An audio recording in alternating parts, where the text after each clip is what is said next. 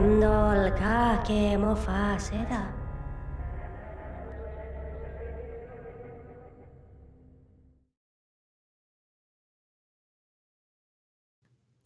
Welcome to Talking in Stations, a podcast about EVE Online.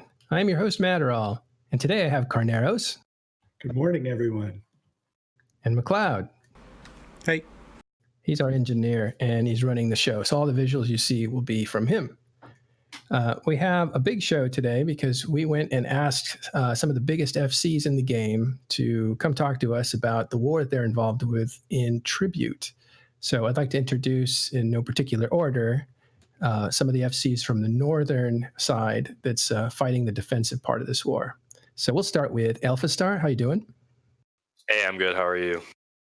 Good. Alphastar is from Horde. And we have Elo Knight from Winter Coalition, specifically the Origin Corporation. How's it going, Elo? Good. Try one more time with more diaphragm. Sorry, I just sneezed as you were talking. Okay. That's Elo Knight. We have from Pandemic Legion, their leader, Hedliner. Hello, Matterall. Hello, Canaris, McLeod. Thanks for having me back. Awesome, Hedliner. Actually, you should know that I think it was the beginning of season 1 when we broke off, we had Hedliner. That was the last time we had him. So that was January. It was a big show. It scored huge numbers for us. I don't know if I ever told you that, Hedliner, but yeah, it was a very popular show.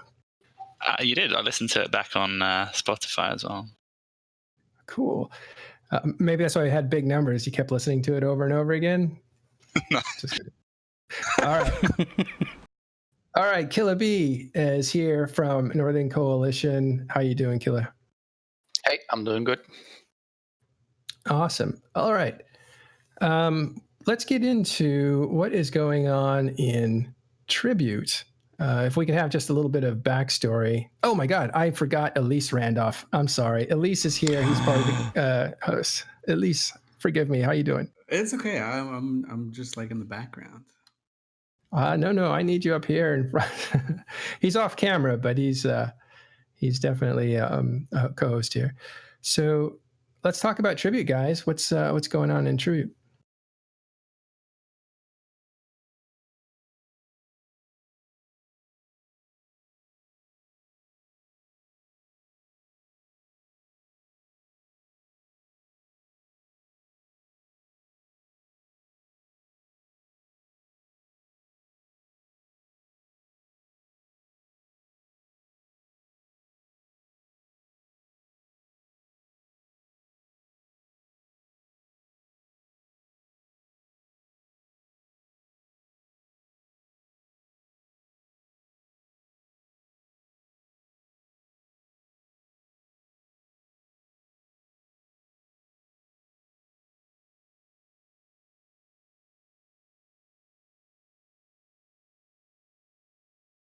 What?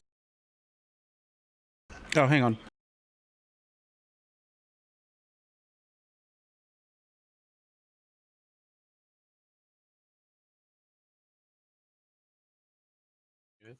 There we go. Right, sorry. That was my fault. That was really bad of me. Sorry. Oh, all right. I'm sorry. Did the introduction come out, or the podcast will be fine? It's just the podcast. People are saying the last thing people heard was your question to Hedliner, and then after that, it was silence. Okay, so let's pick it up from. Hedliner. If I could back you up to the beginning of that, just tell us how this started. All right, I'll condense it. So what you're seeing now is something which has been brewing for quite some time. You can probably trace the immediate origins of it back to last summer when there was a war in Pureblind and Fade. And after that war came to an end and the various belligerents who were involved with it went their own separate ways, there was some, shall we say, conflict within the North between various alliances or coalitions which kind of were banded together to be badged as the North. And as the Imperium went back to sort of their corner of the map in the southwest and continued to build and sort of reevaluate, I guess, how they were going to come and take another swing at the North in the near future, things started to change with the landscape around sort of Tribute and Declan and Branch and Tenor, and then you had a series of deployments by various SIGs from the Imperium, which sort of started feeling out where there might be some possibilities to gain some traction against the various Northern alliances, which was basically the precursor of a full-scale invasion.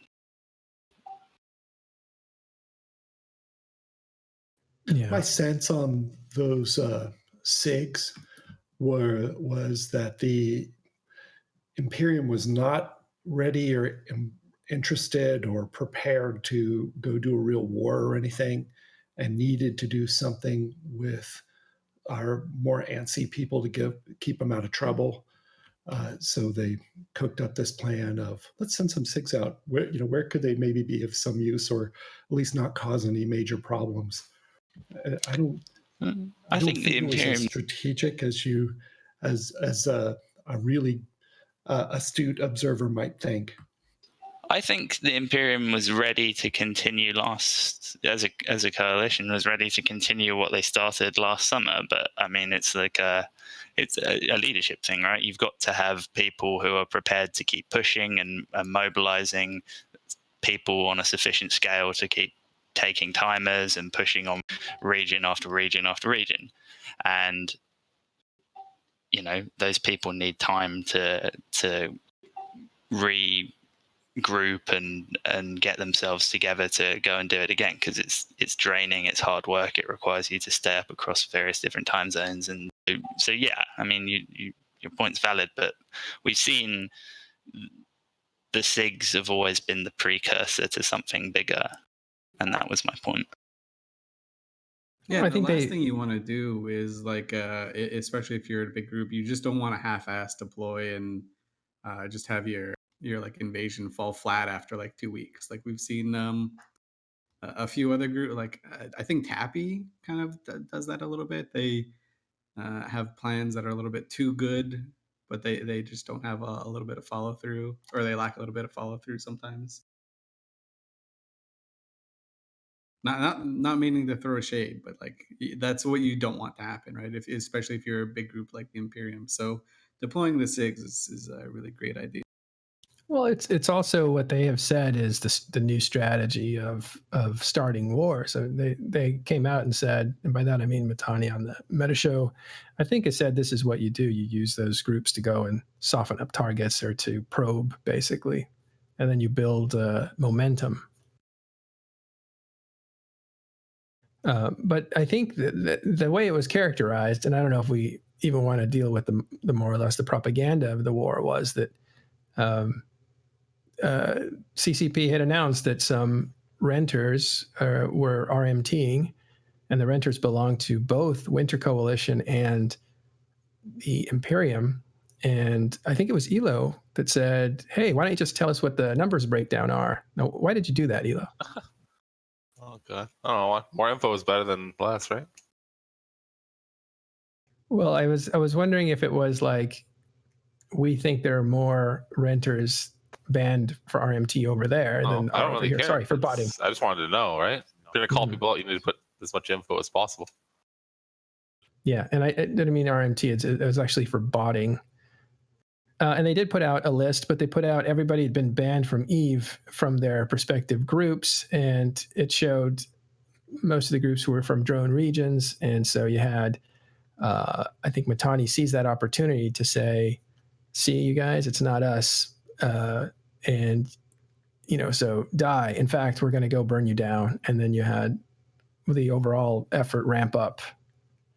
Although I'd heard that was going to happen anyway. But that narrative has kind of fallen away, right?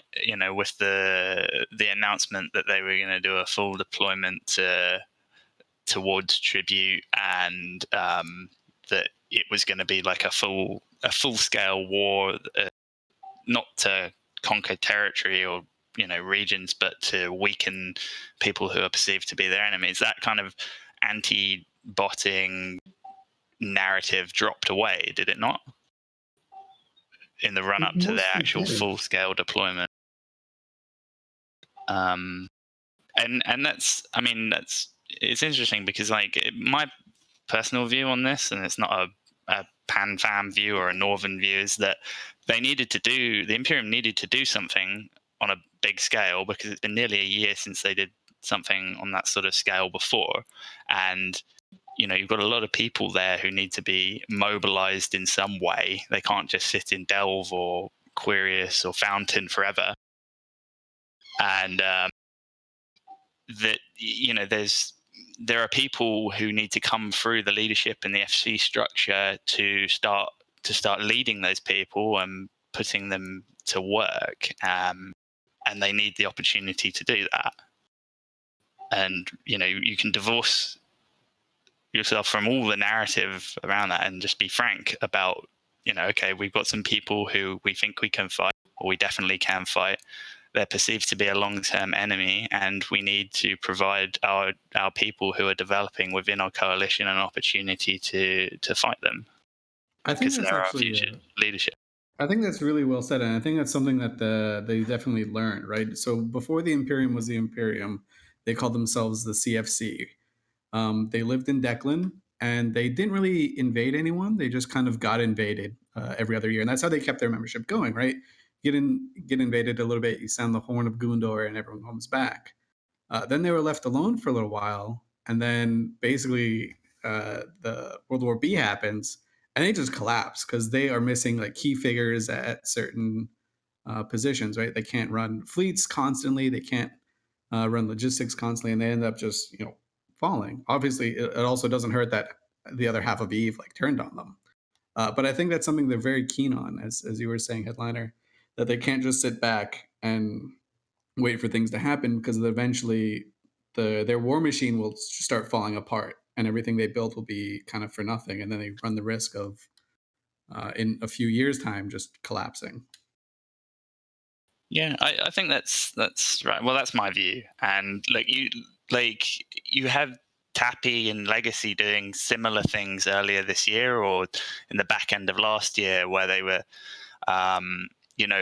making a point that they needed to go out and continue to make a name for themselves as a standalone coalition, or Test in particular as an alliance that can stand on its own 2 feet and do things against other large alliances or coalitions of smaller alliances and get the job done. And they kind of went about that in the wrong way, because they attached this strong, bold, brash narrative to what they wanted to go and do in Geminate, or further towards Fraternity and things like that. And then obviously they set the bar for themselves particularly high, and then when they met Resistance, things started to fall apart because their FCs weren't delivering against the very high sort of benchmark that they had set themselves. So it's I think what the Imperium's done is quite smart, in that they've just quite neatly articulated, look, we're going to go and have a go at weakening a long-term enemy, and that will be it. We'll do the damage and go home. Which, interesting, I was thinking about this, is also they're basically running a max campaign. Right. So, Elise, can you tell us about the Max campaign just for reference? Yeah, we brought it up last week, and I'm glad that Hedliner finds the same irony that I do. I thought maybe I was kind of alone, but back in the old days, there was an alliance called Band of Brothers. They lived in Delve and the South, and they were kind of like the big bad guys that were too big to fall. And one campaign, they said, you know what, we decided we want to invade the north. And what we're going to do is we're going to take all of our capitals north. We're just going to drop capitals on everything. You just got a small, crappy fleet, drop capitals on it. Any type of engagement they can find, they just drop the full hammer on it. And they called it the Max Damage Campaign, which got shortened to the Max Campaign. So it is really funny to see how kind of the tides kind of come in and come out a little bit.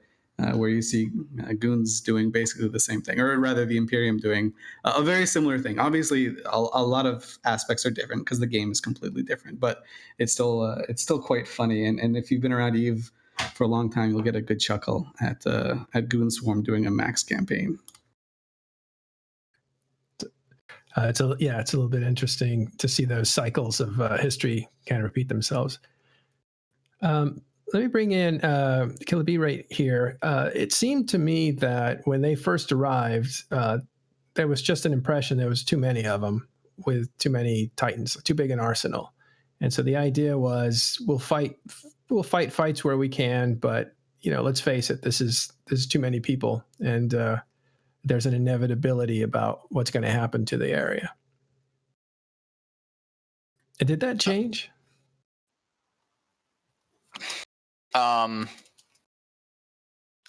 No, but you can obviously use the mechanics that we have in the current game, such as Sino Jammers, to even out a very big number advantage to some degree. Like we saw a couple of days ago.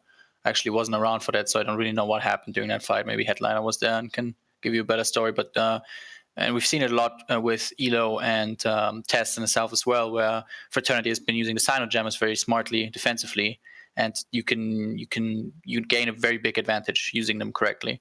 So, and I've been saying this from the start. I think when it comes down to this, what it comes down to for me is picking the right fights that I can take and making it as painful as possible for them to grind whenever I have the possibility to do so, right? So whenever we can work with jammers, we're going to do that. And whenever I can get a favorable fight, I will take it, right? But I'm not going to charge, because there was obviously lots of people coming day one. Goon Invasion was announced. They were asking, Killah, you think there's going to be another BTEC or X47, whatever? And it's like, why would I charge, into a fleet that has like twice my Titans, right? So obviously none of that is going to happen, but there's still ways for us to fight back. There's still ways for us to make it hurt. And it's just how you play. You just have to be smart. Yeah.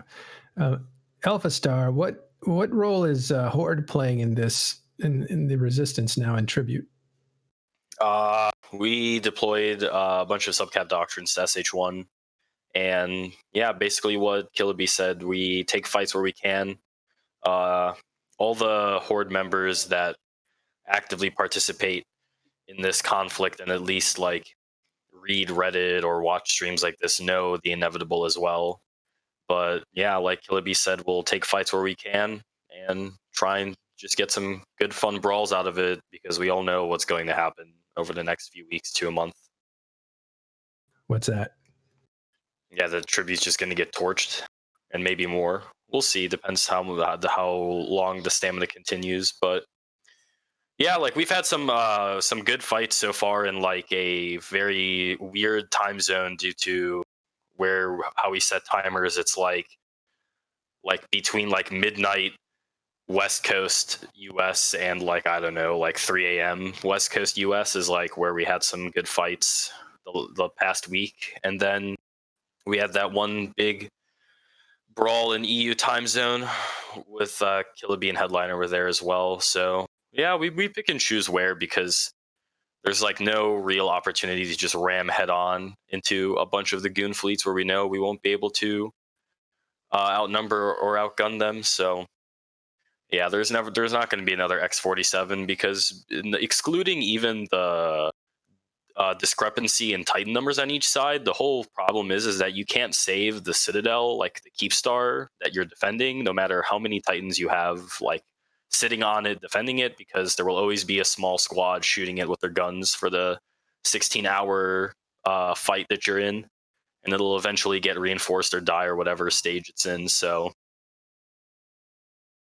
probably the biggest lesson of X47 was that the Keepstar will always die. Yeah. Well, let me just include Elo here, because he was in that SH1 fight too. And so can you tell me like why your group is up here? You're way down south and with Winter Coalition. What are you doing up in Tribute? Just coming to help out every now and then when I can, right? If it's engageable. It was a very long night the other day though. It was a very, very long night. So I mean, I don't know. Everyone's been helping each other, right? When there's stuff to do, if you can't engage down where you are, you can always go somewhere else and engage maybe over in another arena, right? There's no point not to. Yeah, I think that's right. And a big part of the alliances that form our coalition are perhaps a little bit different in terms of their ideologies towards playing a game, or what it is that they actually buy into and get behind. And more often than not, they're very our members are very keen in keeping active, doing things. It doesn't necessarily have to be like we're pushing random Imperium dudes off random nodes in West Tribute, but we will happily get together and go and fight test one evening because there's a timer in the south. And likewise, there's some mutual assistance there between ourselves and the Winter Coalition, and our members kind of like it. They enjoy it. We rely on them heavily to be able to do stuff, so it ticks many different boxes. Well, let's explore that SH1 fight. It turned out to be a victory. I don't know if it was an unexpected victory, but it was a victory nonetheless for the North. And I believe there was something that happened in deep Australian time right before downtime. I think it was in WH TAC, was it? But the Goon Swarm or the Imperium didn't attack an iHub that was vulnerable. And then less than 24 hours later, there was an attack expected on the iHub for SH1. And SH1 has a keep star in it, so that is the staging ground for the Northern forces. So it was defended vigorously, and the fight did actually happen for that iHub. Now, keep in mind, the iHubs are now where the pivotal battles are. They're not over the structure; they're over the iHub. So this was important not to see that fall, at least early in this campaign. And so the North turned up in pretty good numbers. Can you tell us about that, Hedliner? I can, to a certain extent. I wasn't there. I was actually at work, but I helped with some of the setup and pre-work that went into making sure that we were ready for the timer. Well, we should say that happened at an unusual hour. It was for West Coast Pacific time. It was like 9 o'clock to 12 o'clock, which is really awkward time for everybody else in the world. Yeah, that's get up and go to work time. Right. People like me. I hadn't slept in like 2 days, and I came to that timer. It was very annoying. Yikes! Yeah, I was watching the NBA finals and then missed it. Oh shit! You went to watch real life things instead of fucking. It's SH1, man. Priorities. Other dudes get some experience. Yeah. So, in summary, the constellation was jammed. Mobility through the constellation was restricted by putting bubbles across the different gates. And they were kind of held. One system, I think WH, was sort of ceded to the attackers, and that was where the line was drawn. And the guys did a very good job of sort of fighting on the in-gate there, in-gate to the constellation. So it was kind of a case of not giving any more ground than was absolutely necessary to ensure that the defensive Atosis work could go on in the background unencumbered. And the guys, they were set up well. They did a good job. And they the feedback that I got from them all was there were two things that really came from my members after this fight. One, they really enjoyed it, because even though it was late and a strange time, and some of them had very little sleep, and some of them got up very early and were late for work, they really enjoyed the fight because it went on for a while. And apparently the 64-bit client made things particularly playable as well, which people weren't expecting. Oh, yeah, that was a big thing. And I remember I think Asher was saying himself, like, hey, you guys did a really good job. Like, you guys just beat us on that one. But then it seemed like everyone came together regardless of what side. You say, hey, this was 10% tie-dye. We had the 64-bit client running and it looked amazing, and it wasn't like this laggy thing that kept dropping all the time. Like I know a lot of people that would have disconnects when there would be like some sort of issue with the client. Like those people didn't disconnect. They were able to see everything. They didn't have to go necessarily to potato mode, and the client just worked. What I would say though is like, because after that I switched it on and had a look for myself. We went to a couple of very large engagements in the south in the days after, and yeah, it was great. It was, you know, it's fine. Things were nice and smooth, and I noticed that there were much there was much less crashing out in when we were sort of jumping gates and loading big grids and stuff. But it's almost only as good as the node that you're given as well, because the node we had last night was practically unplayable. So there's that too. But I mean, it definitely helps. It seems it's good. But to your point about people coming together and things just functioning nicely and bringing in a good result, that's something sort of that as a coalition, I think, on my personal view, we've been getting a lot better at. Because if you look at the way that the Pan Fam has kind of, or the North or whatever you want to call it, has kind of developed over time for a long period of time, probably sort of 80% or more of its existence has been sort of a coalition in almost name only. You know, where we've had an assortment of alliances that have been blue together and cooperated in times of actual need, and then been relatively autonomous ever since. Ever since the Goon Sigs came to Geminet last year, towards the end of last year, and then Test sort of brought their Origining campaign, we've sort of started to function much more on a day-to-day basis, like a coalition should. And that things like SH1 this week are sort of the result of working more closely together like that in every area. Okay, I see. So SH1 is a culmination of a change that happened a while ago, a few months ago, when Geminate was being attacked often by Test and some SIGs from the Imperium. What kind of strategic change happened there? Or was it just a personnel agreement that you guys were like, let's get on the same page to work better together? Or was there a strategic difference? Lots of different things, like acknowledging that certain like operating procedures were perhaps not conducive to being a coalition in more than name. Being more open with how we're like sharing information and expectation setting, and prioritizing what we're going to focus on collectively and when, and calling out specific things that need to be done across different time zones, consolidating into merged fleets when required if it's a bad time zone, and it's better to run one or two larger fleets than three or four sparsely populated ones.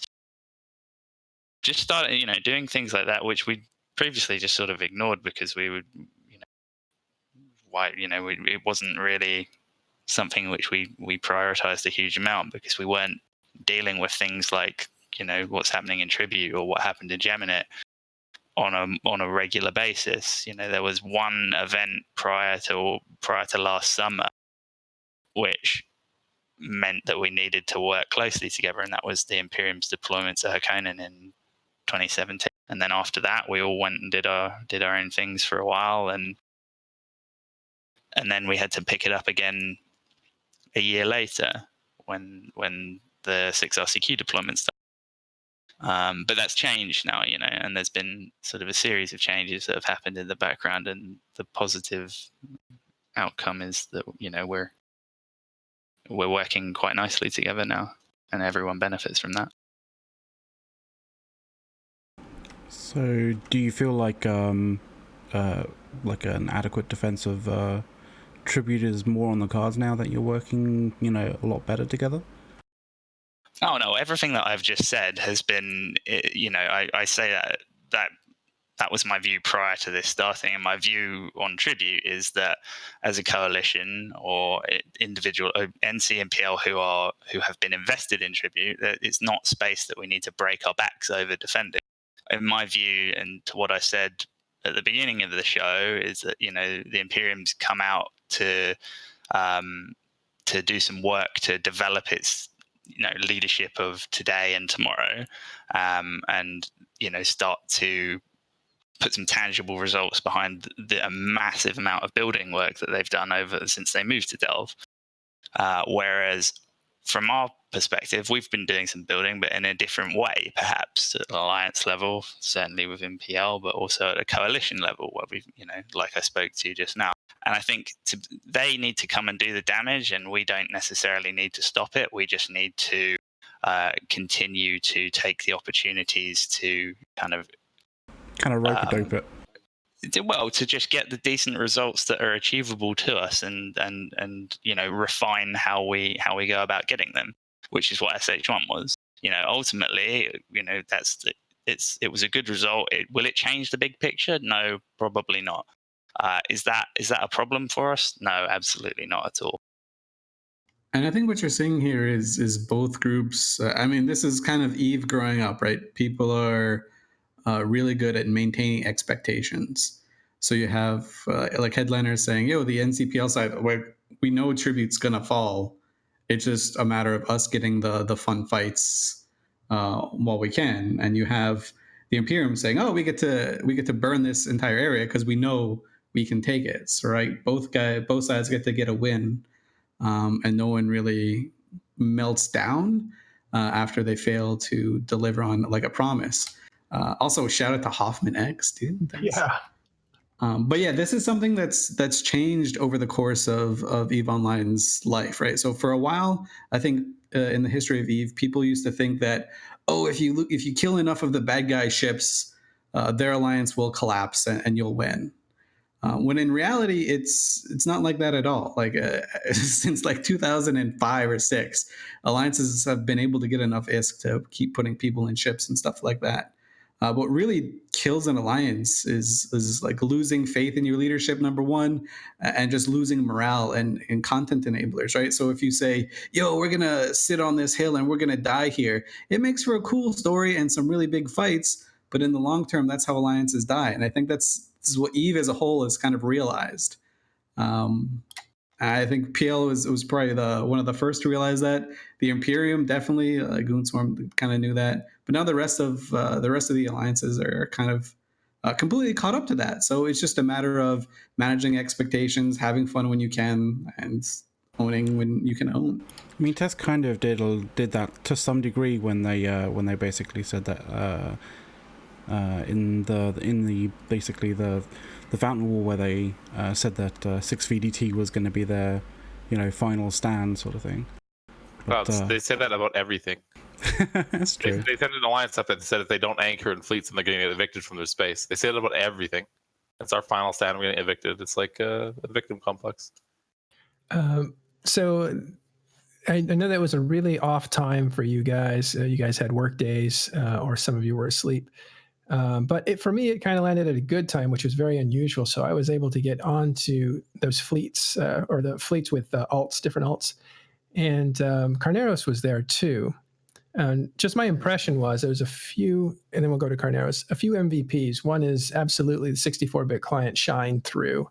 And I think everybody was surprised at how well it worked. I think they expected it to be boggy down or whatever. I don't know, but it just wasn't. It was even tide. I felt a little different. It was more responsive in that your modules were actually telling you what they were doing, even though they were taking their time. So it was, I would say, the MVP of that fight. And I think actually a milestone for EVE Online was the 64-bit client performed very well. I didn't see any disconnects. I did hear some people disconnected, but again, there were some people who were still using the 32-bit client, the old client. So if you can download the 64-bit client, it looks like it's working pretty well. I wouldn't even consider it necessarily a beta, even though it is considered a beta technically. The second thing is it really was a morale boost for the North. There was a lot of back patting and back slapping at the end of the fight. People felt really good. I think it might have been just, winning a fight strategically and also just being effective at combat is a good feeling.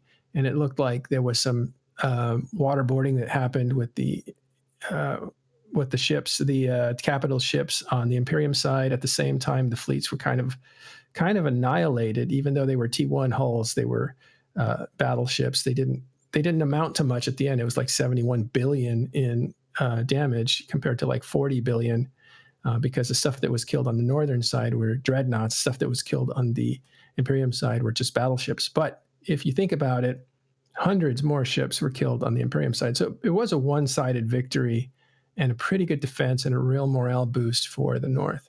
What was it like on the other side, Carneros? So we formed slowly, and we formed up a bunch of fleets.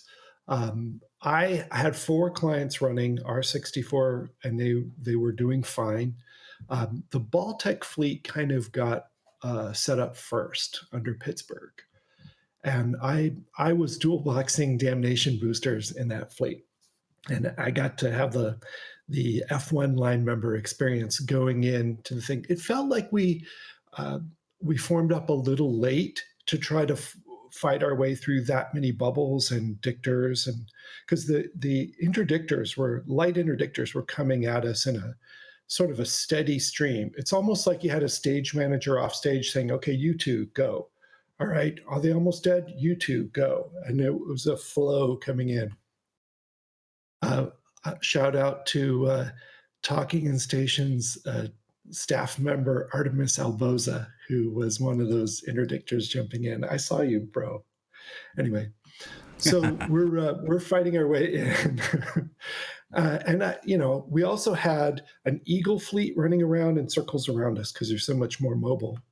And then we had, I think, a Dreadnought fleet, and we had like a Shield Supercaps and a Armor Supercaps, and they're off stage, one jump back, ready to come in if there's something, I don't know, super capital appropriate. And the order came from Pittsburgh.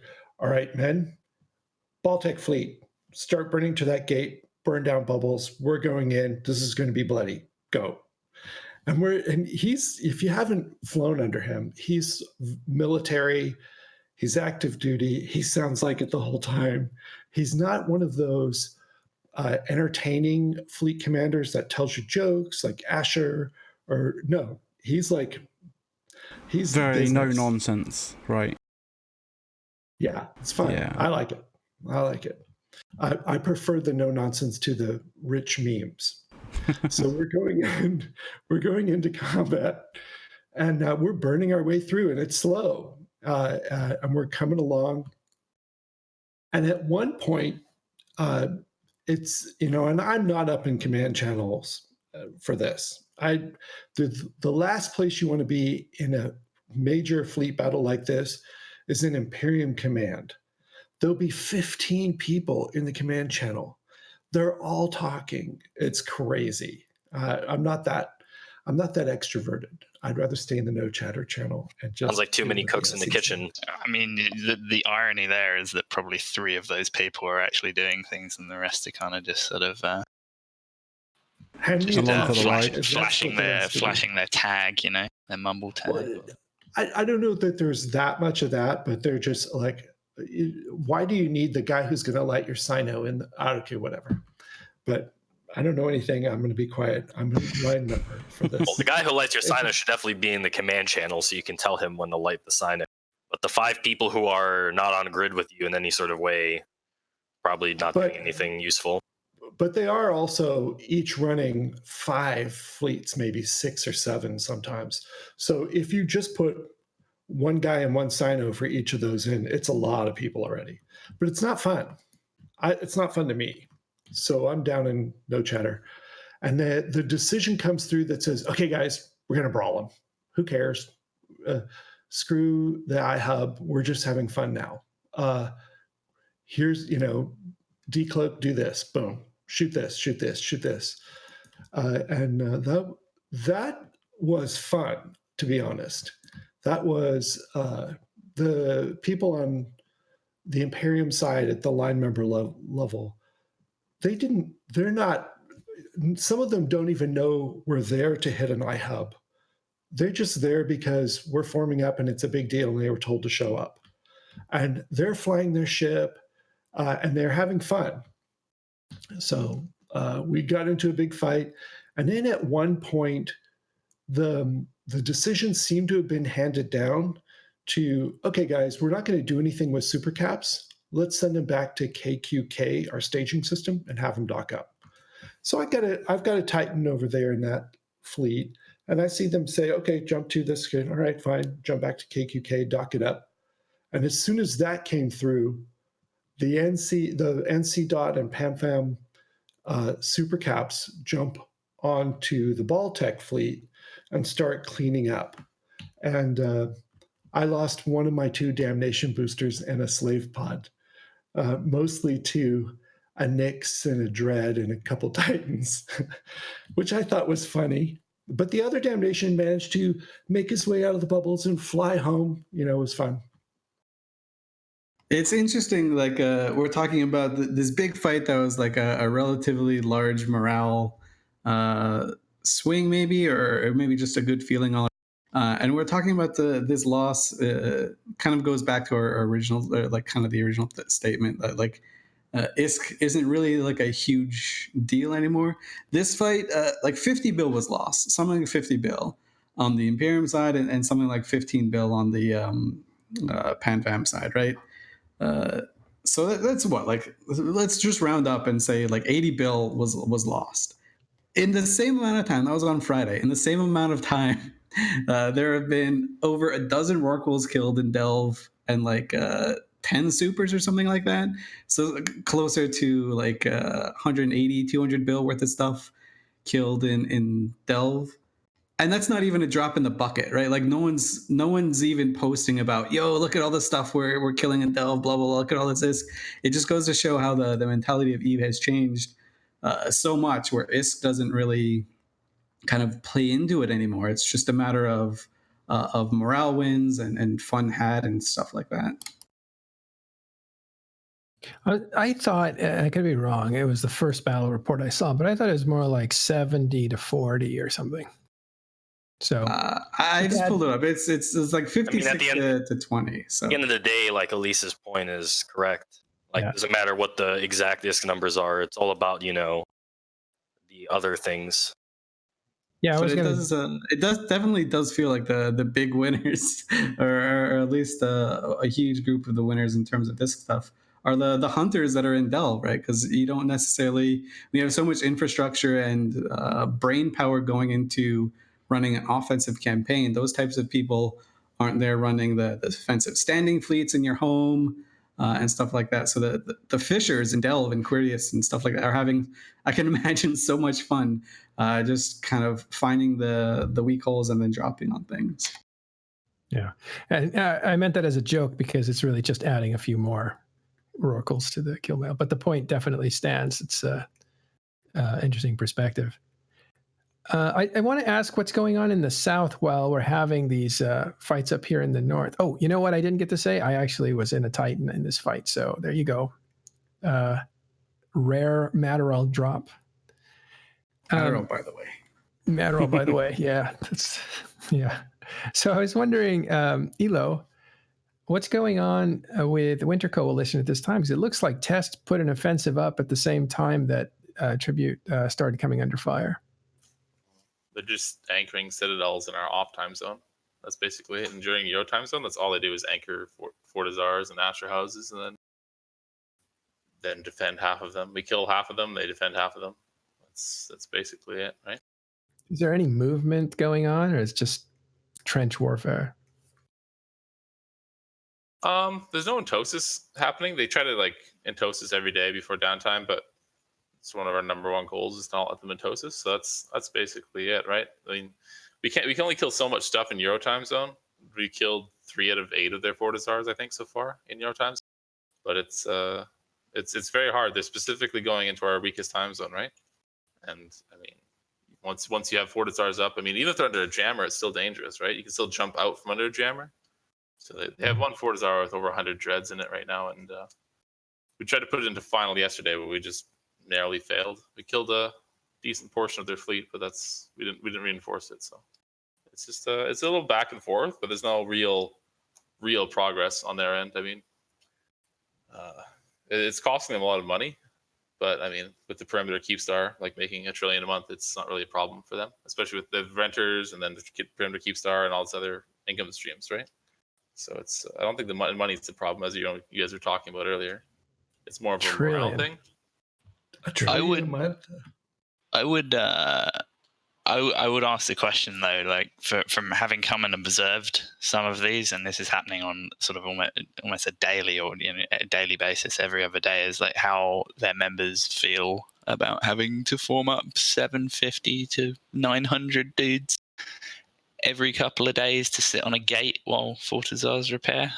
It doesn't seem particularly enjoyable. For an Astra house as well. Like we've had fun in the times that we've come down, because there have been some sort of errors in movement and deployment of their fleets, I guess, which have given a nice pack of kills, and then we've gone home. But like from their side, whatever, right? We got like 100 bill and 2 Fortizars in exchange for 3 dread kills. Yeah, so I'm not really sure. Like I don't know. Like I don't really follow their narrative, so to speak, or why that kind of, or how that's being sold. But they seem to be showing up in good numbers for now. I don't know whether there's how much longevity that will have, though. So you've been helping out. Who else has been helping out? Is it just PL that's going down there and helping out Winter? It's PanFam in general has been helping whenever we have a time or we call them. I mean, we don't call them every day, and like maybe once a week kind of thing. But I think we did twice this week because there's a lot of anchoring Fortizars. But it's not like there's going to have. It's not like they'll come to our stuff to shoot a Keepstar or something, and then we'll be like, oh, okay, come down quickly. It's just it's just to do what we can where we can, right, in our weakest time zone. I mean, we can form maybe about 150 people, maybe 250 people if I alarm clock some people. They can form about 900 in that time zone quite easily. So it's a pretty clear case of, you got to do something. As far as Horde's, well, I lost my question there, but Horde's participation, are you guys helping out in the South as well? Yeah. Since, like Elo said, these are all Euro Prime, so that's like middle of the day / afternoon for US. So I'm at work. So our Euro FCs, mostly Arky, who's our strong Spaniard commander in EU time zone, also CSM candidate, does a lot of stuff in that time zone. So yeah, he's been going down those two times Elo just brought up. So yeah, we help where we can. Mm-hmm. And here's the other thing. So you have what looks like a two-front, well, I wouldn't say call it a two-front war. There's 2 different wars going on. You have one in the north, one in the south, much like 2018, with a lot of the same players. But something different happened this time, and that was that Horde attacked Delve right after basically the Navy sailed out of Delve to go north. And Alphastar, you were a part of that, right? Did you put down a bunch of structures? Yeah, so I deployed my SIG to NPC Delve, and we also had a BLOP SIG deployed to NPC Delve, and we were working with DPCI and others just to harass Delve. And we had some good ideas, but through some further discussion between Gobbins and others, it was decided that we should instead focus on Tribute and go with the plan on Tribute to take the fights where we can, and the numbers Horde can form, especially on flash forms, would be more rather suited up there. A lot of goon dudes, specifically Whelp Squad, who were sent to stay in Delve to defend, spun it as us retreating and failing, but we were literally only there for a week. Like, that's not enough time to win or lose anything. Like, we Entosist a few things, reinforced a few things, had a few fights, obviously ganked a bunch of random miners and crabbers, but we didn't have enough time to actually like bog down and like start any sort of campaign, because we a word that Tests like to use, rotated ourselves back up to the north. So yeah, it's basically what happened. Long story short. Yeah. Okay. So that idea then is not off the table, but you guys are focusing on the north. Yes. I think as well, right? Like in the immediate day, like aftermath of basically the entire Imperium deploying, like those who were interested in deploying for like PvP/war kind of stuff, you know, in those days that followed after those big move ups started rolling out of Delve, there was definitely also like a really like super sweet spot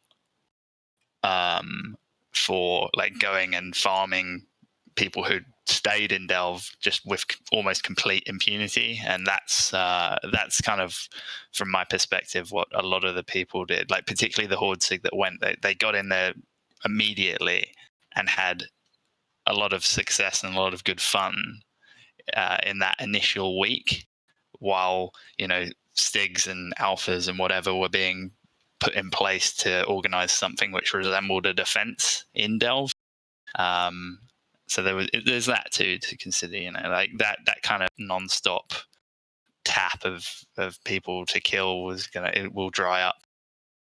Well, not dry up, but it'll slow down a little bit as well. So they got in there while the going was good, and that's important to remember. Yeah, the worst thing you can do is, in like a deployment like that, it's like overstay, right? Like the absolute worst is just to stay there a little bit too long, waste people's time, and get nothing out of it. Because at that point, it does, as you were saying, it gives like a morale win over to the other side, or as Alphastar was saying, like if you just stayed there for a month and you got no kills.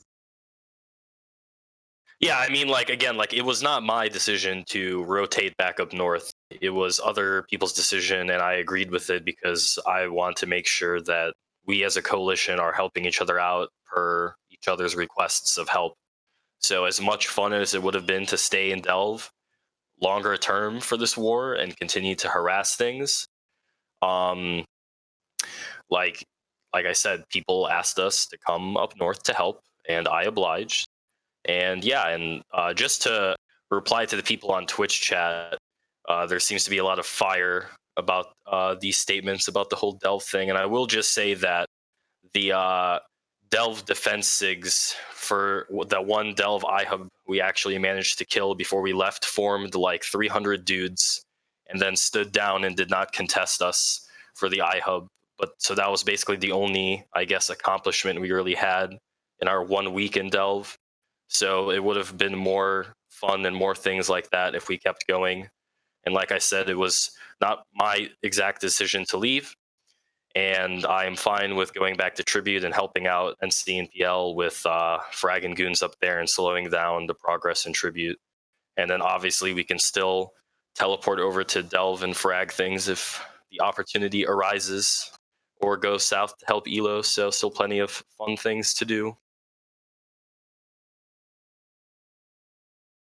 Okay, so I think the latest is there has been some kind of attack by Sword Dragon in the northern part of the north, which is Tenal.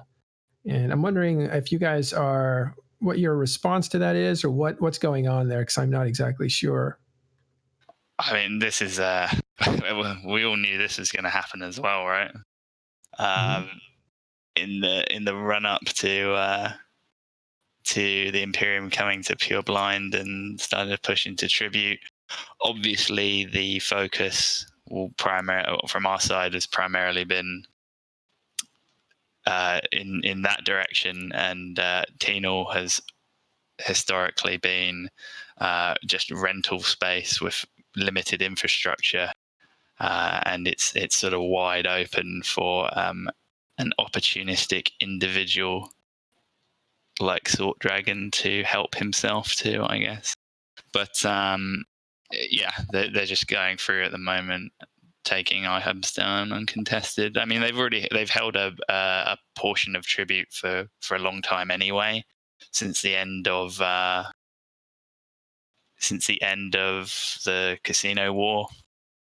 and I guess they have a desire to take the rest of it, which is also fine. Like, that's not the end of the world either. There are poor defenseless renters that live up there, but I'm sure they will be okay.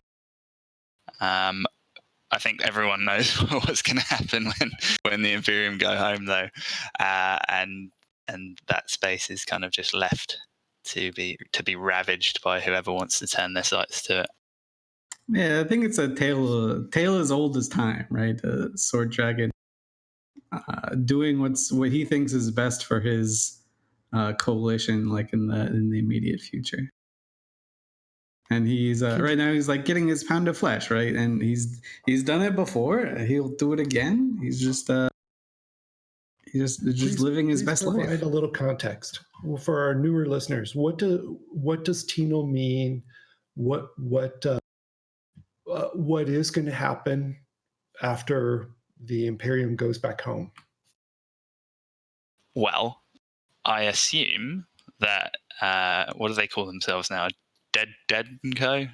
What was GOTG will install more renters, potentially more VNI bots into Tenal, and then it will just be farmed by anyone who wants to stage in Venal and get easy kills.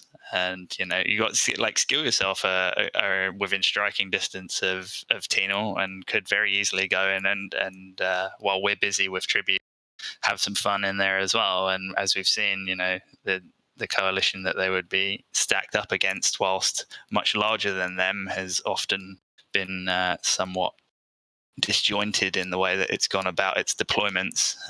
So that they can probably be hindered a little bit there as well.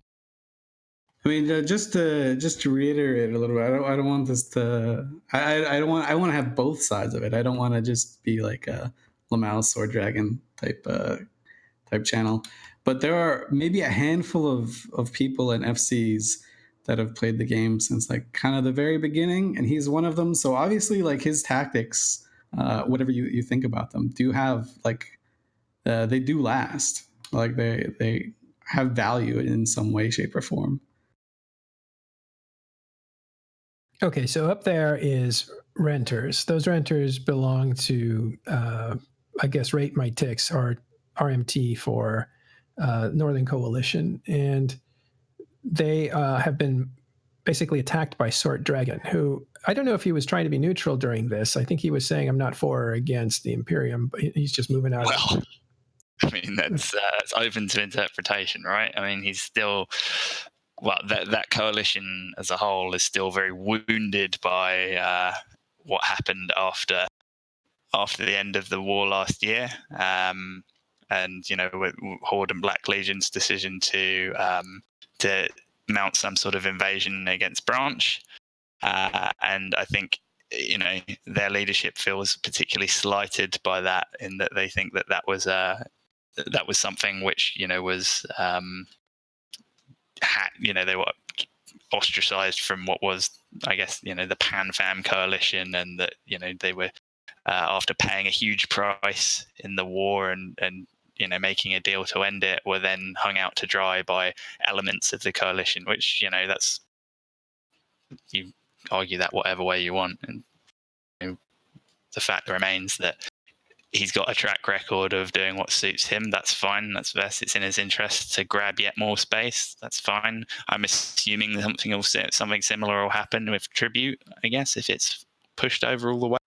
That kind of prospect is quite appetizing, to be perfectly honest, because that space will be filled up with new people. It'll be fairly soft. It'll be open to people coming and deploying and having fun. And you might see a little bit less stagnation across the top of the map, and maybe a little bit more in terms of sort of flashpoints towards the end of the year. We'll see. Well, this sets up an interesting situation, I think, for the Imperium, because the Imperium is essentially like coming in and becoming an occupying force, and that allows Sword Dragon to attack Tenal and take space and maybe install renters to generate income. But that's not a sustainable situation, if I'm thinking about it correctly, because Imperium at some point will need to go home. Maybe not, I don't know. But when they do, if PanFam is still in the area, they're not going to take that lightly. They'll remember.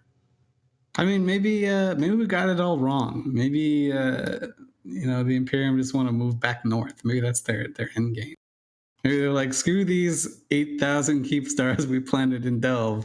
Let's go back to VFK and just YOLO out with the boys. Maybe that's Y'all are on crack. I mean, it's not likely, but that would be a great twist. Like, no one would see that coming. Yeah. Well, Assault Dragon is in chat here along with other 620 people, and he's saying, I don't want tribute. Okay, so that's official. But it's interesting. His position is interesting. It's in the best interest of his group, which I guess you can't blame him for. But it seems like that puts him in a volatile situation. Well, I mean, that's his speciality, isn't it? Putting himself in volatile situations. Right. I'm back. History often repeats itself, doesn't it? So it happened when he was in Pandemic Legion. It happened when he was in NC before that. It happened when he tried to place himself at the head of the Honey Badger Coalition as well. It's happened here. People say, what I would say, because I don't really want to get into discussing the nuances of how the GOTG were betrayed by the PanFam after the war, because I mean, who cares, to be perfectly honest? But it's a case of, like, he's doing what he feels is right for him. There are two sides to every story. He wasn't always, we weren't potentially always the easiest people to work with in the times of war where we came together. Neither were they. It didn't work out. Who cares? Let's move on. Like, stop being so fucking hung up about it. Take your space and enjoy it. We'll be back. The easiest. Elo? What's up? I'm back. Yeah, sorry about that. Oh, were you going to add something? I said I'm the easiest to work with in wartime. I don't know if you're being sarcastic or not. I imagine not. He was a charming man to work with. I hold hands like nobody else. You're like, Elo, in my experience in the last, 8 years of watching you fight, you're a very unpredictable leader. Well, it can be. I mean, Depends on what you mean. You seem to take like the underdog side in certain things. Sometimes you fought with Goon Swarm. Sometimes you fought against them. It depends. I mean, in the old days, I wanted to make sure that the wars would last as long as possible, and that one side wouldn't win like completely, right? But I mean, the reason I'm in Winterco is for Morales is one of my best friends. So, for example, it's nothing about being an underdog. It's about just helping your friends, right? Yeah. So Well, that's unpredictable, I guess.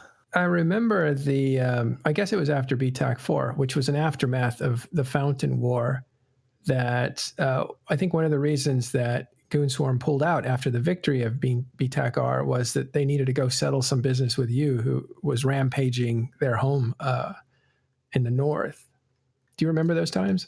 Probably, yeah. That sounds about right. I mean... I think they paid you off a pretty good sum of money. I was doing the Fountain War. When I strapped a bunch of their carriers in their own station as I flipped it, they paid us some stuff. But it's never really about the money. We're never going to run out of money. That's the name of the game. I think Elise said that again earlier. The money doesn't really matter. It's about the morale, right? So that's always my main focus. Your raiding in the north from Venal was always a constant thing. Like, yeah, I remember that. But from Venal, you could go anywhere too, right? I mean, we had a bunch of Titans. We'd always just jump bridges around. It's fatigue really hurt. That was the main thing, right? Yeah. Again, Venal, for those that you don't know, is NPC space, which allows anybody to park there and basically incursion into the surrounding nullsec areas.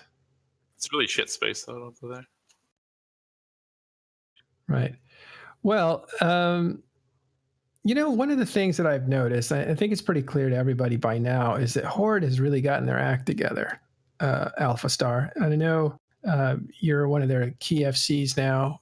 What's it been like to see Horde change from what it was to where it is today? Or have you seen a change?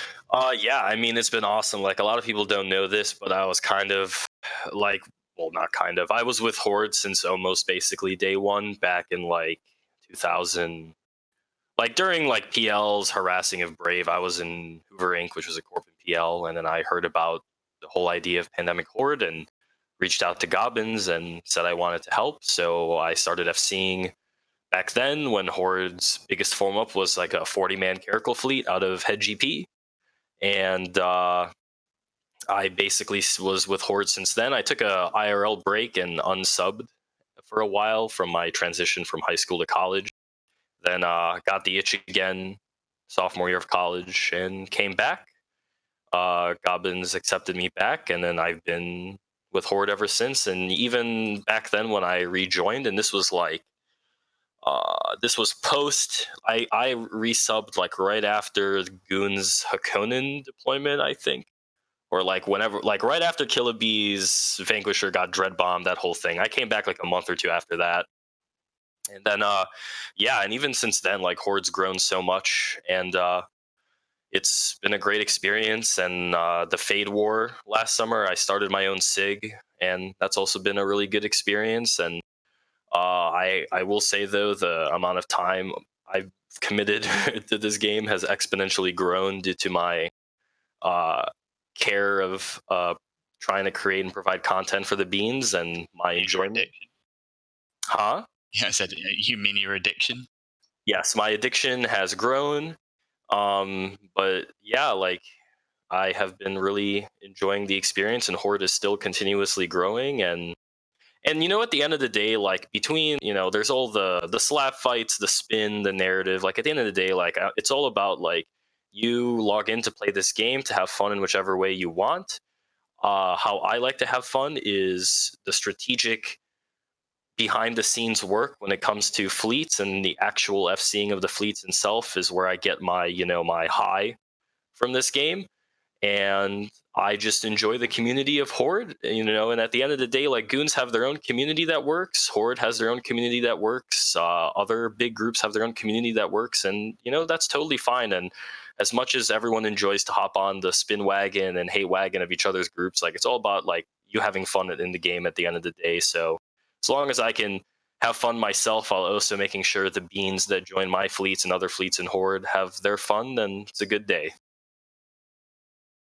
Yeah, actually, the story of Alphastar Pilot's one of Eve's like most entertaining stories.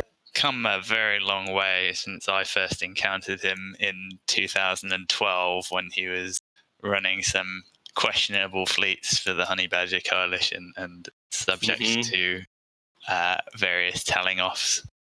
And he was like, oh, sorry. I was in some of those fleets under Alphastar in Honey Badger. I mean, technically, I was like, I was with him back when he was in Brick Squad. Oh yeah, dude, Delft Thunderdome. Delft Thunderdome was my Eve breakout. FCing Morsis Mihi Brick Squad fleets against CFC, and I was like 13 years old. Yeah, I remember that. Yeah, it was you insane. you and Lucian James were like Eve's father and son duo, leading. I don't know if that's the relationship I'd say. But I remember you from like 2011 and stuff like that, and it was actually kind of a surreal / strange moment at E Vegas last year where you were like, "Yo, I'm Alphastar Pilot," and you were like a normal human that was like 21 or 22 years old. Yeah, 21 now. Yeah, so like you, and when like you were first playing, I remember I was kind of like spying on your fleets because that's when I was like just feasting on some like. At the time that we called them like C-Team FCs. Yeah. And so you would take over and clean up their mess. So I'd kind of get stuck spying on you and fighting you. But you were like super young, like 13 years old, just F-staying. So it's kind of cool to see your transition from like a young lad to person. Chad FC, yes. I mean, was Lucian James really your like mentor in those days? I mean, as much as people would like to joke about it, yeah. I mean, I joined, so I started my nullsec career as a Bob pet. I was in Blade, if anyone remembers that name, and I lived Blade, and I lived in Fountain. And then I ended up getting purged due to being a 12-year-old and everything that comes with being a 12-year-old on the internet. And then I ended up in the north in Controlled Chaos and led some fleets, and Lucian took me like under his wing to, help me out. And as much as, people can make jokes about it, because if people know Lucian James, they can make jokes, but he was genuinely nice to me all the time and helped me with advice, and also helped me, he was a personality back then that a lot of people enjoyed fleeting up with. So whenever I did fleets, he would help like get me the numbers. So he really did help me like kick off my FC career in EVE. And no matter all of the ups and downs, he was always providing the support in the beginning when I was very young. And the biggest challenge for me was gaining the respect of the dudes that I was in, because there was that whole, challenge of people taking orders in a video game from a 13-year-old, no matter how good or bad he is.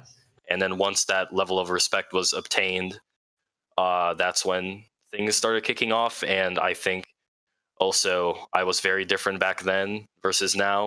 I'm sure I wouldn't have the same, popularity now if I was 12 now versus being 21. Obviously, growing up and becoming an adult definitely helped my ability to gain respect easier than in the past. But yeah, like it was a very tough learning curve, like playing since 2011, playing since a little kid. But I gotta say, like the amount of shit and negativity I've got over the last almost, decade of this really helped mold me in like my real life when it comes to like my career aspirations, because I finish college soon, and like what I want to do, and also how I interact with people like professionally, and getting a thick skin early on in life. I definitely do relate to playing this game, and the volatility of it did actually help me at the end of the day. Yeah. By the way, Lucian is Thorn Syndicate. He was an alliance at one point, but his group's now inside of Northern Coalition. He's an FC, and also a dynamic personality. If you've heard him on podcasts and stuff, he's quite funny. Very dynamic, in fact. That's a cool story, Alphastar, and it's and you also got your deep voice now, because at 12 it probably sounded different. A little more authority. There are some YouTube videos of me FCing from 13 for sure. Like some, I have a good example. I'll post it in the TIS Discord and on Twitch when I find it. But yeah, glad that I have a deep voice now. My voice hasn't changed from when I was like 13 FCing, dude. It sounds the same the whole time. Your voice is the same? Yeah. He has the voice of an angel. Yeah. Well, so it's interesting, but your career, I don't know if it parallels. There's a new guy coming up. I want to talk about him for just a second. His name is Redline X11, or the 8th, or the 7th. I mean, no, the 12th. 12th. 12th. I don't know my Roman numerals. Even though So, is it XII or XIII? I don't know. Redline, we'll call him Redline, was a young FC4 Goon Swarm, and then he broke off and to do Spectre Fleet, kind of do his own thing. And then he got recruited into NC. More recently, and he was one of the FCs in SH1. And as penance for being in Goon Swarm, the guys from Northern Coalition said, hey, go write on Reddit the propaganda post after this big win, the morale boost. What is the FC, though? I didn't see him in the FC channel. He was target calling the second half, I think, of it. I don't know if he was actually FCing. Arabella Mayer was FCing the Horde dreads that were cleaning up the battleships. But anyway, it's interesting to see that. Oh, he's in Brother Bob's corp. Yeah, he got snatched up by that corp. And Elo was a very young FC too, right? Yeah. I'm pretty sure Elo came out the womb just FCing. Like, I think that's what it was. Yeah, and Ethereal Dawn, yeah. Ethereal Dawn. From Original Sinners. They used to be in the Bastion. I know that, like, back when you were FCing, when you were a kid, like, I had kind of concerns as to how this game would kind of shape you as a person, like growing up. Oh, me? No, Alphastar. He's okay, I guess. Oh, look, Jarnobi's in the audience there. He's an FC from NC, and he's a fixture there. He's one of the pillars of NC Dot. So we'll throw some credit over his way. We'll get him on the show, actually. I'm interested in what he has to say. Jarnobi's a good man. He's a super good dude. Yeah, Jarnobi's. He just seems like he's always there. There's a few guys like that in NC. Well, is there anything else that you guys want to talk about that we didn't cover that you might want to? Kind of like shifting gears a little bit. The invasion of the Triglavians is also a summer war that's going on. Yeah. So can you give us a quick rundown of what's been going on with this new expansion that just came out? It's kind of like Incursions, but the rats are way meaner, and the players kind of have no idea how to react to them. So there's a bunch of like public fleets. There was a Triglavian invasion like right next to Jita, and it got people real riled up, real saucy. They didn't know how to deal with it. So they formed like some pub. There are some organized fleets, and then there's some like pub pickup fleets where people were like trying to kill these Triglavians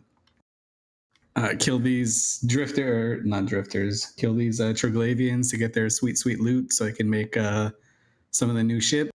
And then a lot of people was getting mad because for every group killing the Triglavians, there's probably like 5 individuals who just probe out where they are and ninja salvage all the wrecks. Because all of the what was that? The sites haven't actually spawned. It's just the roaming ones people are shooting, right? Yeah. But every so often you get the named ones, and apparently there's groups of the sort of ninja looters are going in groups of 2. And the first one will basically ninja loot the wreck, which makes them suspect, and they end up getting killed.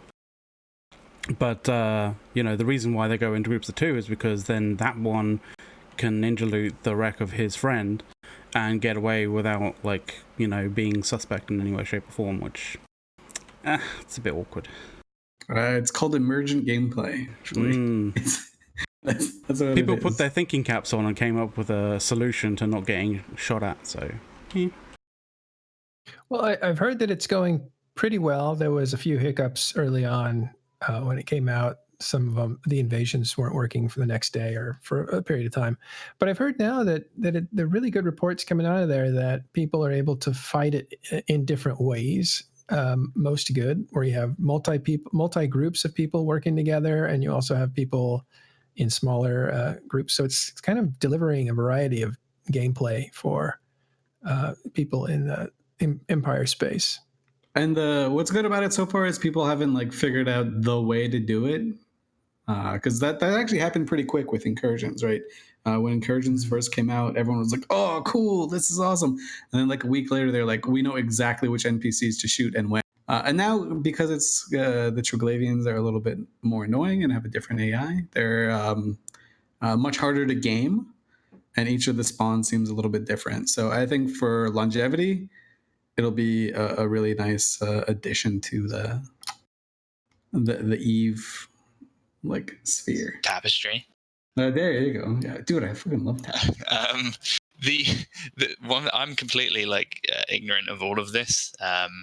But I was listening to some guys talk about it the other day. Am I right in thinking that this is basically just going to kill Incursions off, though?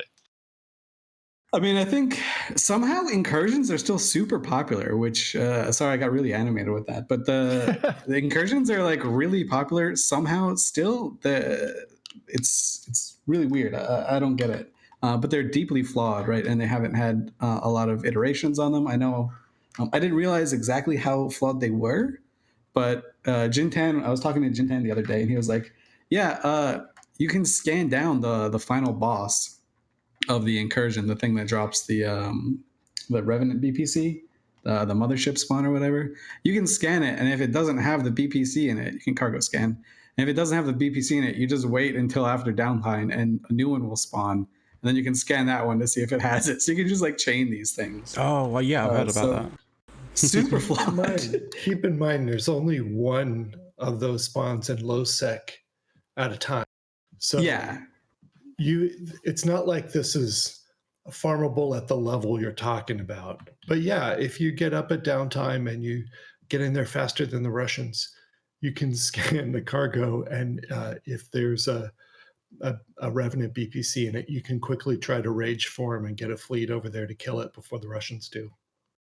but yeah, so the incursions are still super popular because they still make like bank, right? And to get into these incursion groups, you have to have like a swagged out purple ship and stuff like that. So they still it's still an area of the game where people have like found their niche and still spend a lot of time doing it.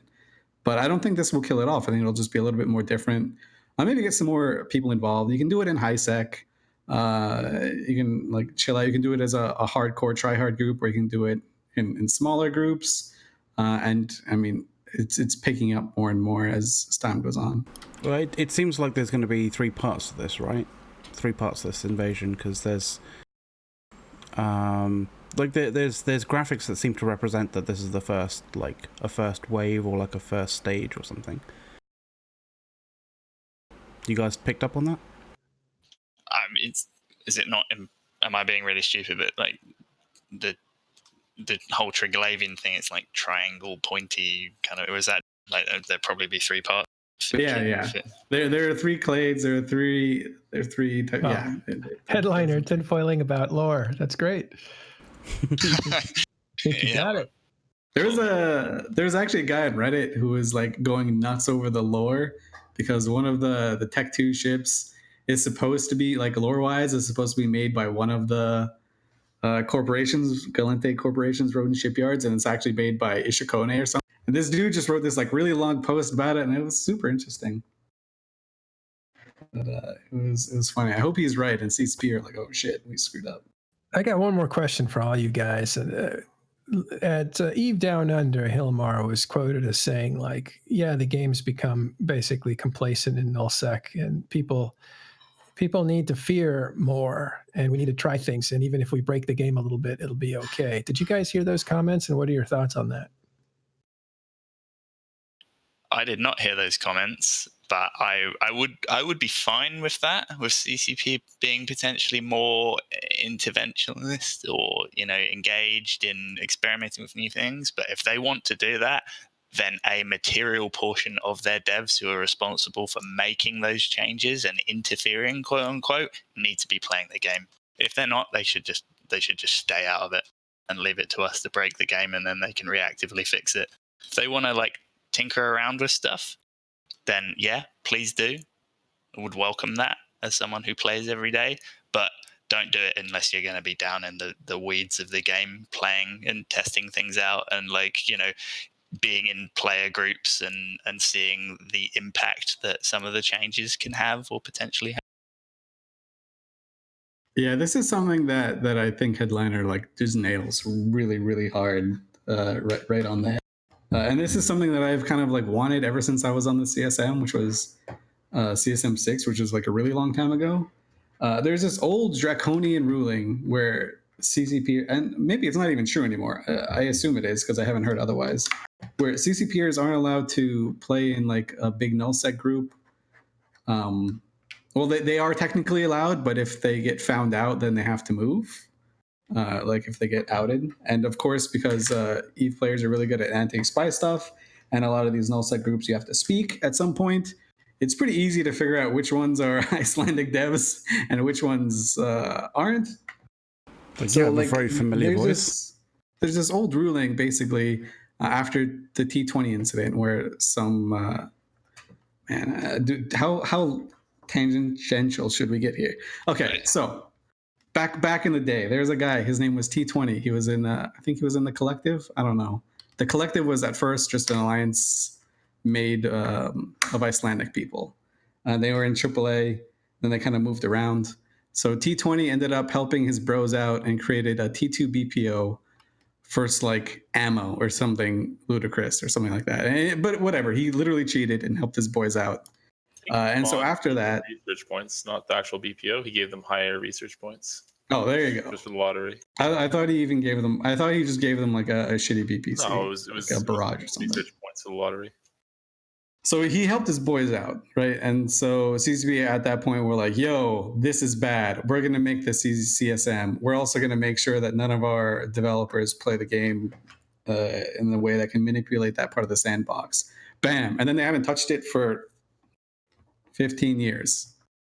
So I think it's like super important, and at least what Hedliner was saying, to have devs playing in this nullsec atmosphere and playing at this high level so they can understand what the issues are, because there's only so much information that you can get from metrics, right? Like if you say, oh, people are enjoying this, look at all these cool metrics we have, but then when you actually get in the fleets and do stuff like that, a lot of things changes.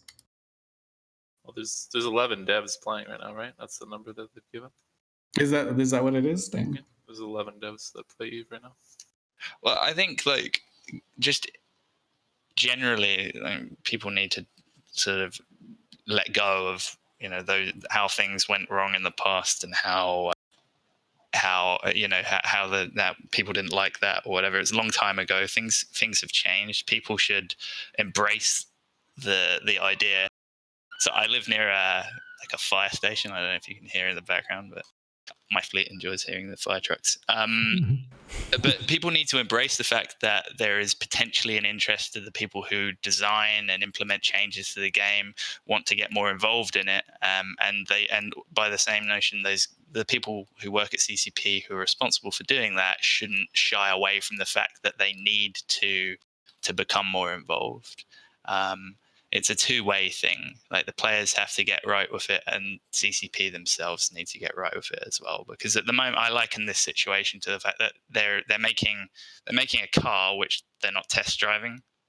Like they do so much amazing work in various different areas, and then just move on to the next thing. Like go in and experience it firsthand, right?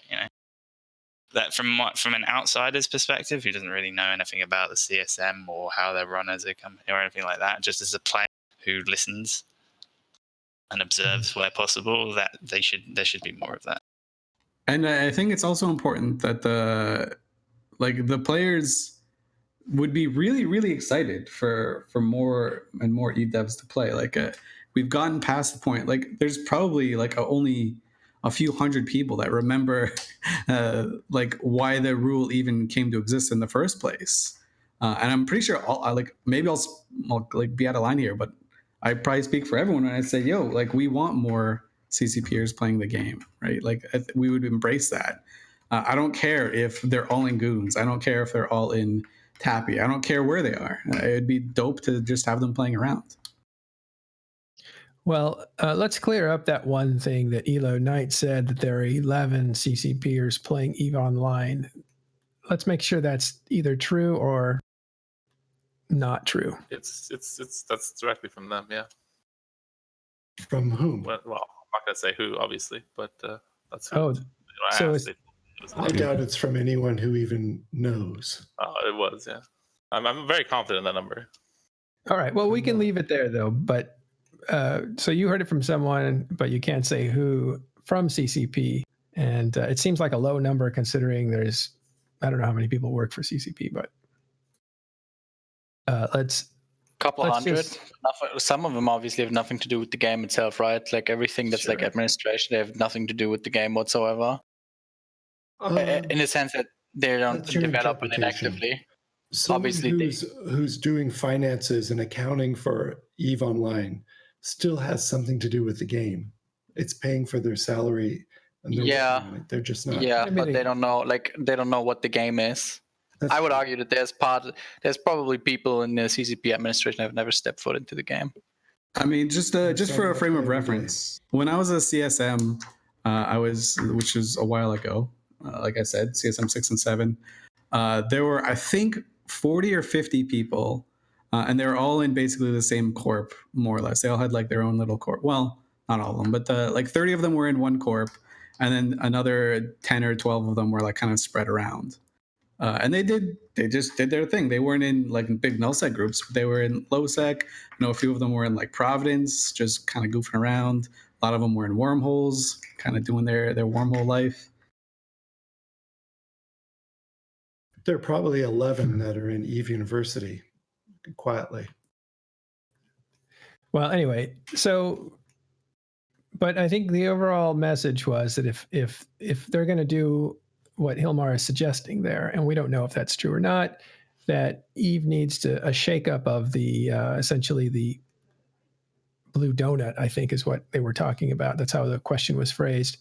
And that even if it takes breaking some things, that's something that should be a priority. Make the game harder, make it more mysterious. And I think they have on this expansion not explained a lot about invasions, which makes it takes it longer for people to figure out how to work through these invasions. So maybe it's part of that strategy. Okay, so we're coming to near the end of the show. Just a couple more things I wanted to talk about. One of them is, well, actually, these are both about CSM, the Council of Stellar Management. We should say that Killah Bee is running for re-election. He's already on it, and he's running for re-election. And Elo Knight, I want to get to the bottom of your candidacy because you said you were going to run, and I just want to know, was it real? Were you actually going to try? Yeah, I submitted my application. I was disqualified. And you know, I guess they told you why, but you can keep that to yourself. Yeah, right? I'm not gonna disclose anything, but it's not really a good reason, but it's fine. I'll run. I'll try to run late every year, yes, but get shot down every year. But it's okay. We have backup candidates for Winterco and everything. So it's not a huge deal. It's very 50-50 on if I would get in or not, right?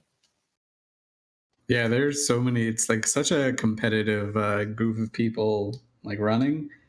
Basically, it seems like all but like 2 slots are more or less accounted for. Maybe it's just me being a bit doom and gloom, but it does definitely feel like it's a really, really hard race to make any headway in. It'd be I nice would if agree with they that. could engineer it to be a little bit more diverse. Yeah, I agree. So I think so too. Like, then it's absolutely not something that I think is good, but it's just the way the system currently works. But yeah, like Lee said, there's basically 2 slots that are open for the taking for all these wildcard candidates that are coming, and I feel really bad for all these because we have so many people in NC running as well. Matterill's running himself, and we've got some other FCs in NC running. And all of them put so much effort into their campaigns. You know, they make YouTube videos and that kind of stuff. But at the end of the day, the way it works right now, it really just comes down to which alliance leader talks to what other alliance leader, and then it's like, yeah, can you make your alliance vote for this guy? And it's like, sure, and then the guy's in, basically, right? Like, very simplified, obviously, but that's kind of how it works. And it's very hard for somebody that has no reputation or that has no big block backing him to get in right now. I think Brisk was probably one of those examples how you can do it by just having, making some hilarious video that everybody thinks is cool, and then get your get in it to vote for you, and then get some drop down votes from the Imperium, and then there you go. But it's very hard. Like Elise said, I think there's probably 2 slots that are going to be wild cards, quote unquote. The rest is pretty much already set. Yeah, so it is interesting because it seems like it's become a very tribal thing, or you're electing people from your tribe that are basically leaders of your tribe, because they're usually people who are respected inside the alliance. Like Killah Bee is a chief FC for NC, and so he's their number 1 seat. And then it becomes very tribal democracy for representation, but representation about player issues, it just seems like it can be dominated by the large and organized groups as compared to everyone else. Yeah, obviously, not just me being on the number 1 spot of the ballot doesn't mean that people are actually going to do that. Unlike, I know that the Imperium has some sort of I'm not actually sure how they do it, but basically they just, when the voting, when the polls open, they just basically send a link to their members and they can click it, and then you have to do one more click and then you vote it. And the members that use that link, they can also track which members did vote, and if they voted according to the ballot. And that's pretty impressive, because that way they can actually see, how, okay, these guys actually all voted for the ballot that we, told them to vote for. We don't have anything like that in NC. So even though if Vince says like, yeah, we're going to put Killah on number 1, but maybe there's a bunch of people in NC that are like, oh, I don't want to vote for Killah though, and vote for somebody else instead. It's nothing we can do about that. So I'm working based off the numbers that I'm, expecting. Basically, I'm going in, I'm saying, okay, I'm going to be number 1 on DNC ballot. I'm going to be number 2 on the Horde ballot or something like that. And then I can sort of assume how many people actually vote. And then I can see if it's realistic or not that I'm going to get in. At the moment, I think I have pretty good chances of getting in again. That is assuming that everybody, that said they were going to put me on their ballot actually does it. And then I should be fine. But again, could always change. So even someone like you isn't 100% sure you're going in. Not 100%. I don't have that. There's not as much. I would say that PanFam isn't unified as much behind me as a person as, for example, Legacy's behind Willy for him being running, or Dunk. I think that that there's a bit of a different approach in the way that things work up here, and that's why it's a bit less sure that I actually do get the votes that I need. But like I said, I think I have a pretty good shot of getting in. I think people, I don't know, this is definitely the case within my alliance, kind of just think a little bit more independently, and and there's always a subset of people who get sucked into the richest of memes, like voting for people like Zenuria, which kind of walks the whole system down. When your member base is more fragmented, like ours is, it's collective voting has its challenges, I guess. PL doesn't even put out a ballot, right? You don't have recommendations you put out? Actually there was some demand that we formulate one this year. People saying, look, should we do this, less in less of a meme fashion, and put some thought into it. So I opened up a discussion within the alliance about, okay, who do you guys want to vote for? Let's see, because I could give you my opinion on who we vote for, but ultimately you're more likely to vote if we have a discussion about how and who. And as it happens, Killah's probably going to end up at the top of that ballot anyway, but there's lots of other spaces that we can put people on. Maybe we can do our part to getting a wild card in. Yeah, that kind of goes back for a while. I think Shadu just wanted to spite me once, because I was running for the CSM and I was like, yo, we should tell people to vote for me. And then he was like, okay, I'll make that post. And in his post, he's like, vote for whoever you want. You don't have to vote for anyone. That was your post. You literally made that post. You're like, oh, hey. That was me. That was me owning up last. We have 2 candidates, but, that's cool. But at the end of the day, just have fun with it and vote for who you want. That was a response to Shadu literally trying to shit on my dream. So I just had to own it, be like, yeah, that's what I really thought was a good idea, guys. So that we just kind of went along with it. But I think the problem with the whole thing, I think Matterall hit it, or got it really close, is it's a matter of tribes. People would rather their guy win than have a really good CSM. Which doesn't mean that voting for your guy or for your nullsec group would make a bad CSM. I kind of believe that it's not a bad CSM if there's a lot of nullsec representation, because a lot of those nullsecers came from other areas of the game and they generally do a pretty okay job. And the nullsec people also want to have a functional CSM, so they have a lot of kind of different voices on the CSM. They've got an FC, they've got a new player guy, they've got an econ guy and stuff like that. But I think the major issue, the reason why the nullsecers always seem to win, and it's because A, they're super organized. That's the huge part of it, right? But B, the independent voter or the small voter or even the people in the alliance, they'd rather have their guy win than go through a list of 40 dudes and say, oh, I like this guy best, or I think he'd be better for the game. I think they just don't care enough about the CSM in general. So they just rather have their guy win, which I'm not sure exactly how to fix, but that's how I see the issue. Yeah, one of the things that surprised me is the strength of I'm going to vote my ballot. It's almost like I have an opportunity to do my duty to my tribe. And that's very powerful. It's more powerful than I thought. It's very interesting.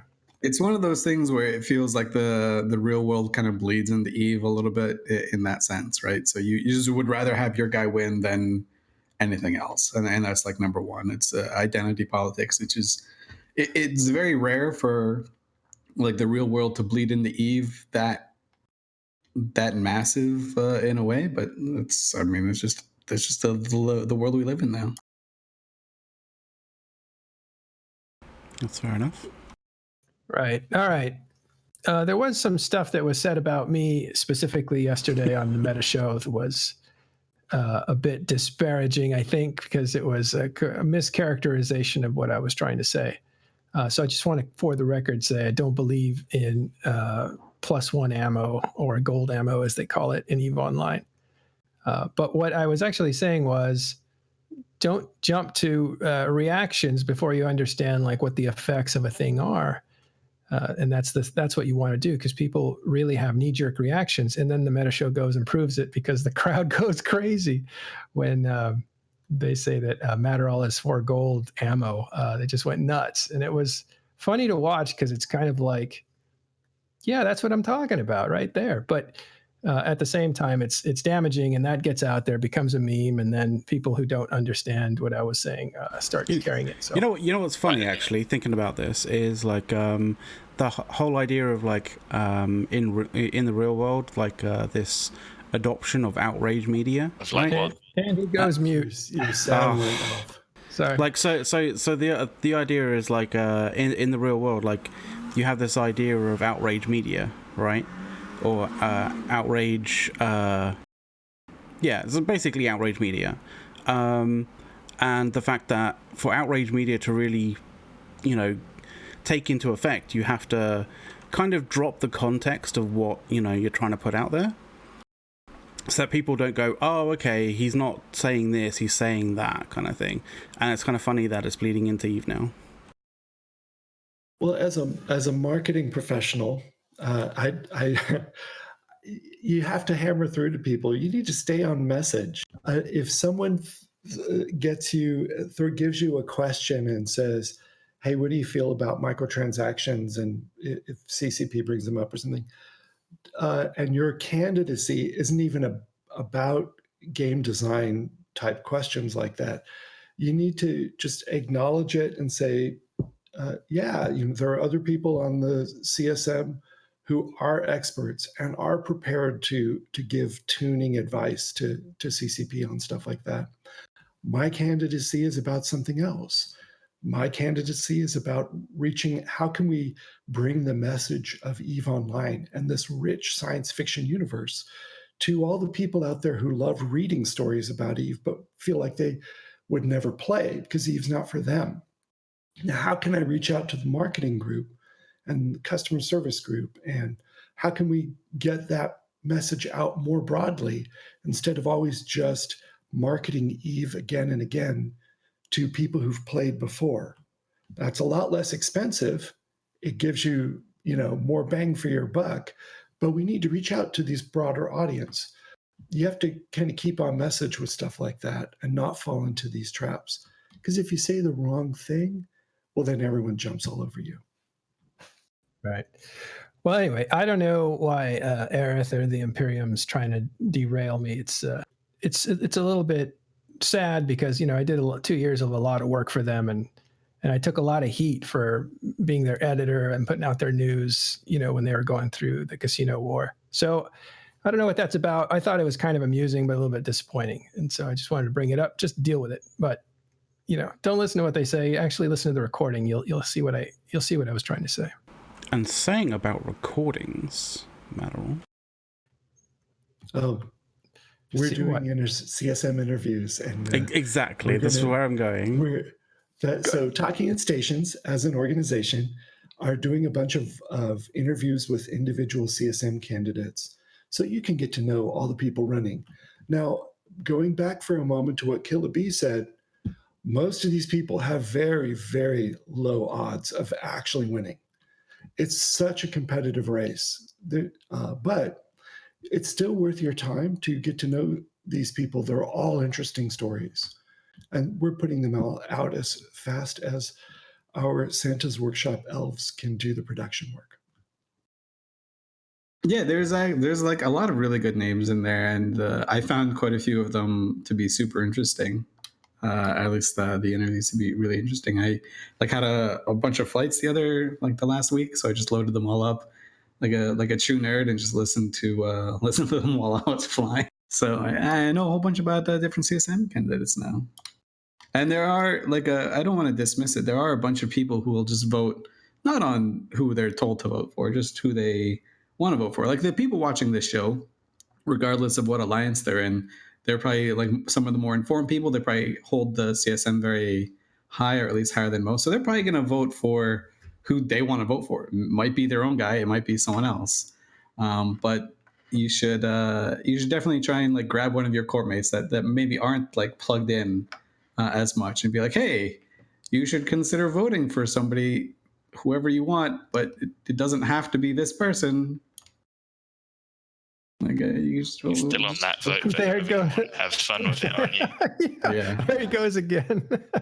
Dude, I think that's important. And so with the way it works is you could have like you're cool, I want this guy to win at number 1, and then number 2, I just have it as like someone that you think is gonna go. All right. Well, it's been a big show. Let's wrap up with some thank yous and say goodbye to these guys, let them go. I want to remind you that after every show, we pile into the public channel for kind of an open discussion with the public. If you want to join us, it's nice. Had about 640 people watch today, and it's been well worth it. We have some great information that came out from these high-level FCs. But I want to thank, do you have a list there, Andy? I don't have an exhaustive list, but like, I mean, I think we kind of have to say thank you very much to Hoffman for the gifted subs. There's been a bunch of people who've subscribed and also given us bits as well, which has been really cool. Yeah, Sadis there and Hoffman next, 200 bits. Yeah, thank you guys very much. We really appreciate it.